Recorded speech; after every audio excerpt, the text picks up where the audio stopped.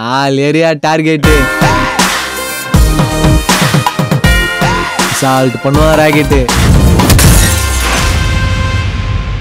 Hello my dear TV for you viewers, மீண்டும் ஒரு வீடியோவில் உங்களை பார்க்குறது ரொம்ப ஹாப்பியாக ஃபீல் பண்ணுறேன். நயன்தாரா அவங்கள பற்றி ஒரு வீடியோ பண்ணுறோம் அப்படின்னும் போது என்ன வீடியோ பண்ணலாம் அப்படின்னு யோசிக்கும் போது ஐரா அவங்களோட நடிப்பில் வெளிவர அடுத்த ஒரு படம்ன்ட்டு சொல்லலாம். அது மட்டும் இல்லாமல் இந்த மாயா படத்துக்கு அப்புறம் ஒரு பேய் படத்தில் நயன்தாரா வந்து கம்ப்ளீட்டாக பண்ணுறதுனால இந்த படத்துக்கு ஒரு பயங்கரமான எக்ஸ்பிரேஷன் இருக்குது.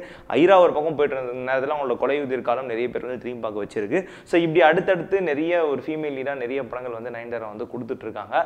ஸோ அந்த வகையில் ஐரா மார்ச் 28 ரிலீஸ் ஆக போகுது. ஸோ ஐரா படத்தை ஏன் நம்ம தியேட்டரில் பார்க்கணும், அந்த படத்தில் அப்படி என்ன special technical wise and story wise அந்த படத்தோட sneak peek, teaser, trailer and அந்த படத்தோட சாங்ஸ்லாம் கேட்டதுக்கப்புறம் இந்த படத்தை தியேட்டரில் போய் பார்க்கறதுக்கான ரீசன் என்னன்றதுக்கான ஒரு ப்ரீ ரிவ்யூவாக தான் இந்த வீடியோ வந்து இருக்க போகுது.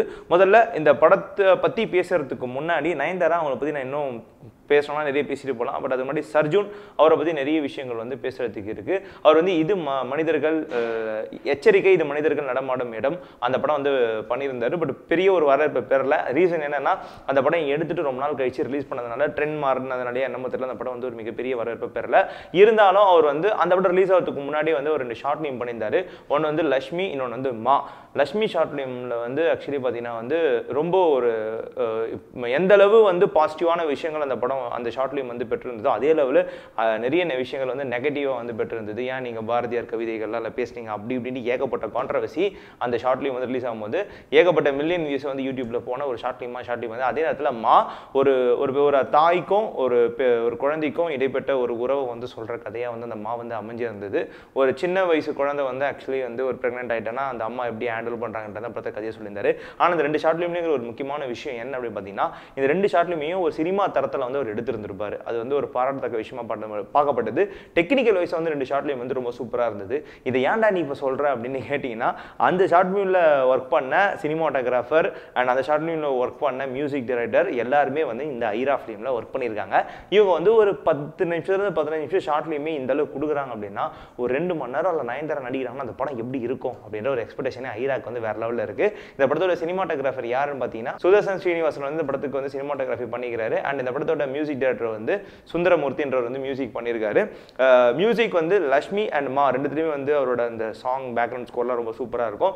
அதே நேரத்தில் இந்த 2 ஷார்ட் ஃபிலிமுக்கு வந்து சர்ஜுன் தான் வந்து எடிட்டிங் ஒர்க் பண்ணியிருப்பாப்புல. ஆனால் இந்த படத்தில் கார்த்திக்ன்றவர் வந்து அந்த ஒரு டிபார்ட்மெண்ட் எடுத்து எடிட்டிங் பண்ணியிருக்காரு. ஸோ ஒரு மொத்த ஃபிலிமாக பார்க்கும்போது ஐரா வந்து கண்டிப்பாக டெக்னிக்கல் வைஸ் ரொம்ப ஸ்ட்ராங்கான படமாக இருக்கும் அப்படின்னு மட்டும் தெரிஞ்சுது. ஸோ இந்த மாதிரியான விஷயங்கள்லாம் ஒரு பக்கம் இருட்டாங்க. ஆனால் படத்தோட ட்ரைலர் பார்க்கும்போதோ படத்தோட ஸ்னீக் வீக் பார்க்கும்போது தோணுன விஷயங்கள் என்னென்னா, ட்ரைலரில் வந்து நயன்தாரா சொல்கிறாங்க இல்லாத ஒரு விஷயத்தை இருக்குன்ற மாதிரி வந்து நம்ம வந்து கிரியேட் பண்ணாதான் வேலைக்கு ஆகும். அவங்க வந்து ஒரு யூடியூபராக இருக்காங்க. பிரைம் மினிஸ்டர் திட்டணும், மொக்கப்படத்தை சூப்பர் படம் சொல்லணும், சூப்பர் படத்தை மொக்கப்பட சொல்லணும் இப்படின்ற விஷயங்கள்லாம் சொல்லிட்டு இருக்காங்க. அதே நேரத்தில் இல்லாத ஒரு பேயே இருக்குது அப்படின்ற மாதிரி நம்ம சொல்லணும் அப்படின்றது வந்து நயன்தாரோட இன்டென்ஷனாக இருக்குது. இதை பார்க்கும்போது நம்ம முனி 3 காஞ்சனா 4 சம்திங் ராகவா லாரன்ஸோட லாஸ்ட் படமான அந்த படத்தில் கூட இல்லாத ஒரு பேய் இருக்குதுன்ற மாதிரி மீடியா பீப்புள் போவாங்க. உண்மையிலே அங்கே ஒரு பேய் இருக்கும். ஸோ அந்த மாதிரியான ஒரு படமாக அந்த படம் வந்துடக்கூடாது அப்படின்றத எங்களோட ஒரு தாழ்மையான வேண்டுகோள். பட் அந்த மாதிரியான ஒரு படமாக அந்த படம் இருக்காது. அதனாலே வந்து நிறைய ஷார்ட்ஸ் இப்போ ஸ்னீக் பீக் 2 வந்துருந்தது. அதை பார்க்கும்போது நயன்தாரா நிற்கும் போது குழந்தை ஓடுறது அப்படி போகிறது இப்படி போகிறதுன்னும் போது எந்த ஒரு இடத்துல நம்ம பாடி ஜர்க்கே ஆகலை. ஏன்னா பார்த்து புளிச்சு போன நிறைய காட்சி அமைப்புகள் தான் வந்து இதுக்குள்ளே இருந்தது. இருந்தாலும் எனக்கு இருக்கிற ஒரே ஒரு ஹோப் என்னன்னா, சர்ஜுன் அவரோட ஒரு டைரக்ஷனில் வர படம்ன்றதுனால கண்டிப்பாக ஏதாவது ஒரு புது யுக்தி உள்ள கையாண்டிருப்பாரு அப்படின்ட்டு எதிர்பார்க்கப்படுது. நீங்கள் ஸ்னேக் பீக் பார்த்ததுக்கு அப்புறம் டீசர், ட்ரைலர், அந்த நயன்தாராவோட இந்த ஐரா படத்தை பற்றின அப்டேட்ஸ் நிறைய விஷயங்கள் நீங்கள் பார்த்துருப்பீங்களா? பார்த்துக்கப்புறம் உங்களோட கருத்துக்கள் எப்படி இருந்தது, நீங்கள் அந்த படத்துக்காக எப்படி வெயிட் பண்ணிட்டு இருக்கீங்க? இது மட்டும் இல்லாமல் நம்மளோட நெட்டிஃபாரியிலேருந்து சர்ஜுன் அவரை வந்து நம்ம வந்து ஆக்சுவலி இன்டர்வியூ பண்ணியிருக்கோம். அவரோட அப்கமிங் ப்ராஜெக்ட்ஸ் அண்ட் நயன்தாரா கூட ஒரு பணியாற்ற அனுபவங்கள் பற்றி நிறைய விஷயங்கள் வந்து அவர் வந்து பகிர்ந்திருக்காரு. ஒருவேளை நீங்கள் அந்த வீடியோ பார்க்க மாட்டீங்கன்னா அதுக்கான லிங்க் கீழே இருக்க டிஸ்கிரிப்ஷனில் இருக்குது. அந்த வீடியோ பார்த்து என்ஜாய் பண்ணுங்க. ஸோ அது மட்டும் இல்லாமல் ஐரா அந்த படத்தோட sneak peak and teaser, trailer அதை பற்றின அப்டேட்ஸும் கீழே இருக்கிற லிங்க்ல இருக்கு. போய் பார்த்து சப்போர்ட் பண்ணுங்க.